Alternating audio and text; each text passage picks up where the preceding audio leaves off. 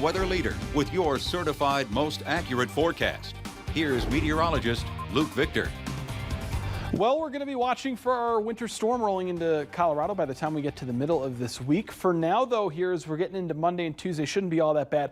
As we were mentioning earlier, we might get a stray rain shower or two tomorrow evening, but Tuesday night and into Wednesday morning, we see a large band of snow develop across most of the state. We'll see I-25 light up with some moderate to heavy snow showers, and that snow extending all the way to the Kansas border.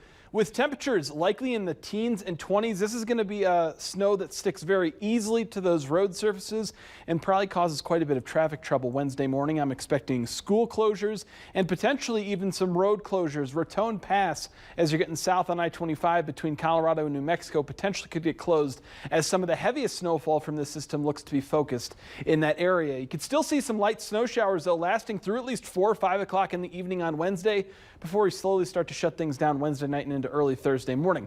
Wednesday afternoon still looks like we could get some gusty winds, but they're not looking like they're as strong as what we have been forecasting for the past few days. They've gone down to about 25 or 30 miles per hour instead of 40 or 45.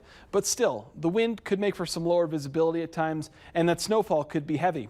Here's my attempt at some snowfall totals. We'll see how these change here over the next couple of days. I think as you get west into Teller County and north into El Paso County, we could be talking about 6 to 10 inches of snow from Monument to Cripple Creek. So a fairly significant snow system, especially as you get into those areas. For Colorado Springs proper, as you get up through Falcon, I'm thinking anywhere between 3 to 6 inches. Up to Black Forest, 4 to 8 inches of snow possible. As you get further and further southeast, you can see how the snow totals begin to drop off just a little bit. Canyon City and Penrose not doing too bad either. Anywhere between 2 to 6 inches of snow looks likely in those areas. For the southern I-25 corridor on Highway 50, I'm thinking 2 to 5 inches for Pueblo. That'll extend to Ordway. As you get further and further south, though, check out how some of those snow totals begin to bump up. You can see the Wet Mountains and the Sangre de Cristos.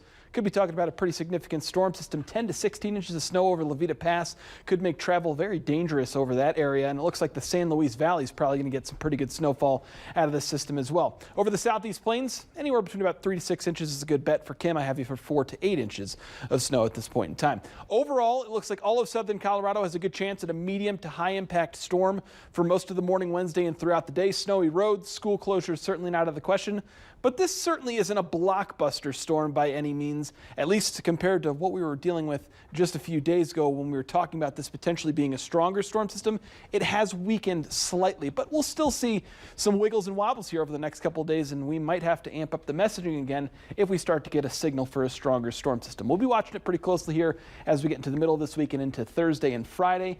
We clear things out pretty nicely. We'll see sunshine, and that will likely last as we get into next weekend too, with those temperatures looking to warm up as well. For Pueblo, I've got you for 57 here for the next couple days, falling off pretty quickly into the 30s by the time we get to Wednesday, back into the 40s and 50s by this weekend. We'll be back after the break.